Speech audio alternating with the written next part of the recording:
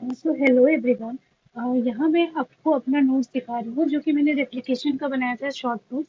जिसमें मैंने ऐसे ही बनाया था पेज में, जिसमें मैंने बेसिक बेसिक सब चीज़ें लिखी थी। ज़रूरी नहीं कि आप हर कुछ इंग्लिश में लिखें, अगर आपको जो उस टाइम पे समझ में आता है, अगर आपको हिंदी में याद रहता है तो आप हिंदी में भी लिख सकते हैं। जैसे कि मैंने प्रोकैरियोट्स डीएनए पॉलीमरेज के बारे में बनाया था कि प्रोकैरियोट में डीएनए पॉलीमरेज जो होता है वो 5 फॉर्म में मिलता है, 1 2 3 4 5। बट हमारे यूकैरियोटिक सिस्टम में डीएनए पॉलीमरेज 14 टाइप का होता है, ठीक है। ये मैंने टोटली डीएनए पॉलीमरेज के बारे में ही बनाया है। देखिए, आप यूकैरियोटिक डीएनए पॉलीमरेज के बारे में चाहे देखिए और ऐसा ये देखिए। तो अगर आप चाहते हैं ऐसा कुछ शॉर्ट नोट बनाना तो आप बिल्कुल ऐसा ही बनाइए। इससे क्या होगा ना, आप क्विकली रिविजन कर पाएंगे। जैसे देखिए, मैंने यहाँ पे लिखा हुआ है कि डीएनए पॉलीमरेज 1 को है जो फंगल एंजाइम बोलते हैं, वो एक सब यूनिट का होता है, नॉन प्रोसेसिव एंजाइम होता है, ज्यादा दूर तक नहीं चल पाता, ज्यादा दूर तक काम नहीं कर पाता, जल्दी ही डिसोसिएट हो जाता है, ठीक है। डीएनए पॉलीमरेज 2 जो होता है वो बेस एक्सीशन रिपेयर मैकेनिज्म में काम करता है। बेसिकली डीएनए पॉलीमरेज 2 ही है जो उस टाइम पे एक्सीशन रिपेयर मैकेनिज्म में काम करता है या प्रूफ रीडिंग में काम करता है, ठीक है। उसके बाद मैंने 3 4 5 के बारे में भी लिखा है। तो यहाँ देखिए, आप देख सकते हैं कि डीएनए पॉलीमरेज 1 के बारे में लिखा है कि ये निक ट्रांसलेशन या गैप फिलिंग कराता है।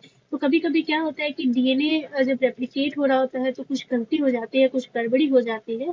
तो वहाँ एक कट लगाया जाता है और फिर कट लगाने की वजह से वहाँ गैप बन जाता है। जब रिपेयर मैकेनिज्म चलती है तो उस गैप को भी तो फिल करना होता है, क्योंकि अगर हम उस गैप को फिल नहीं करेंगे तो वहाँ का हमारा बेस जो है वो हट जाएगा। इसीलिए डीएनए पॉलीमरेज 1 जो है वो एक और काम करती है जो कि है निक ट्रांसलेशन और गैप फिलिंग। बड़ा होता है, उसके कट लगा देने पर 2 पार्ट मिलता है, ठीक है। वो प्रोटीएज का सब्स्टिट्यूशन कराती है, या लार्ज फ्रैगमेंट जो होता है उसको हम मीनो फ्रैगमेंट कहते हैं, वो क्या करता है, वो जो है वो पॉलीमरेज की एक्टिविटी को बढ़ाता है और प्रूफ रीडिंग कराता है। स्मॉलर यूनिट जो होता है वो इंजो न्यूक्लियस एक्टिविटी कराता है या प्राइमर रिमूवल कराता है। तो आप डीएनए पॉलीमरेज के बारे में देखिए, ऐसा लिखा ना। डीएनए पॉलीमरेज को अगर आप देखेंगे तो डीएनए पॉलीमरेज 1 जो है वो 2 सब यूनिट से मिलकर बनी हुई है।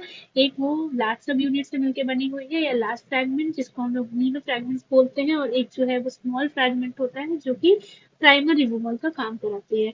Now talking about DNA polymerase 2, वो सिंगल सब यूनिट की प्रोटीन है इनकोडेड बाय पॉल बी या डिन ए जीन। सो प्रोकैरियोटिक सिस्टम में कोई डिन ए जी या पॉल बी जो होता है वही ये जो है वो डीएनए पॉलीमरेज 2 को लेकर आता है, ठीक है, at the time of excision repair mechanism.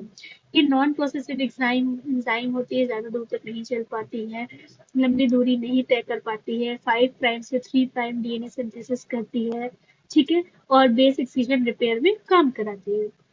अब डीएनए पॉलीमरेज 3 के बारे में देखिए, ये सबसे ज्यादा यूज होता है, वाइडली यूज, ये मेजर है और सब डीएनए पॉलीमरेज में। ये प्रोसेसिव एंजाइम होता है, दूर तक चलता है, ज्यादा काम करता है। ये होलो एंजाइम होता है, made up of 10 different polypeptide सब यूनिट, ठीक है। इसकी जो अल्फा सब यूनिट होती है वो रेप्लिकेज होती है, वो रेप्लिकेशन यानी 5 से 3 प्राइम पॉलीमरेज काम करती है। गामा यूनिट जो होती है वो प्रूफ रीडिंग कराती है, also play role nucleotide excision repair pathway. So DNA polymerase भी जो है वो एक्सीशन रिपेयर मैकेनिज्म में काम करता है, ठीक है। Now talking about 4 and 5 belong to Y family. जो डीएनए पॉलीमरेज 4 है जो यूकैरियोट्स में मिलता है वो वाई फैमिली से बिलोंग करता है। जब इमरजेंसी का सिचुएशन आता है ना, तब ये यूज होता है, ठीक। mediate synthesis of DNA translation, ठीक है, an error prone enzyme may play role in adaptive mutagenesis। so कभी कभी adaptation या कभी कभी adaptive mutagenesis हो जाता है। म्यूटेशन जो होता है वो कभी कभी एडेप्टिव होता है, जानबूझ के कराना पड़ता है। क्यों?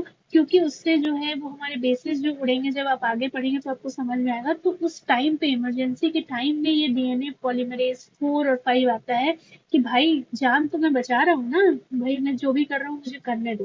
तो ये क्या करता है, वो स्विफ्ट पॉलीमरेज एक्टिविटी करता है। डीएनए 4 को जो है, डीएनए पॉलीमरेज 4 को डिन बी नाम की जो जीन है वो इनकोड करती है, और 5 को जो है वो इनकोड करती है UMUD D2C कॉम्प्लेक्स, जो कि इसका ऑपरॉन है। इन प्रोकैरियोट डीएनए जी जो है वो प्राइमर का फॉर्मेशन कराती है, उस प्राइमर को एक्सटेंड कौन करा रहा है? सो आप जो है अगर अपना नोट्स तैयार करना चाहते हैं तो आप इस बेसिस या इस फॉर्म में भी कर सकते हैं ताकि आपको इजी याद हो पाए। सो बेसिकली मैंने आपको आज डीएनए पॉलीमरेज के बारे में बताया, DNA polymerase in prokaryotes.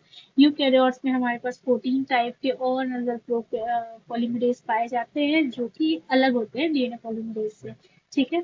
Delta का अलग काम है, एप्सिलॉन का अलग काम है, गामा का अलग काम है। गामा जो होती है हमारे अंदर जो डीएनए पॉलीमरेज जो गामा होती है वो बेसिकली माइटोकॉन्ड्रियल रेप्लिकेशन कराने में मदद कराती है।